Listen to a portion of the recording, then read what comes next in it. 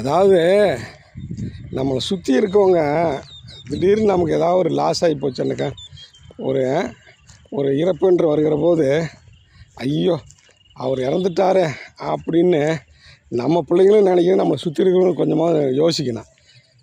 போய் தொலைஞ்சிச்சு, என்ன அட்டகாசம், என்ன அகராதி பண்ணிகிட்டு இருந்தது அப்படின்ற மாதிரி சொல்லக்கூடாது. அப்படின்னு சொல்கிற மாதிரி தான் என்னுடைய உறவுகள்லாம் இருக்குது. ஒரு 2-3 உறவுகள் அப்படி தான் இருந்துக்கிட்டு இருக்கு. போய் இந்த அம்மா போய் சேர்ந்த பிறகு தான் நிம்மதி அப்படின்ட்டு போட்டு எப்போ பார்த்தாலும் டார்ச்சரு.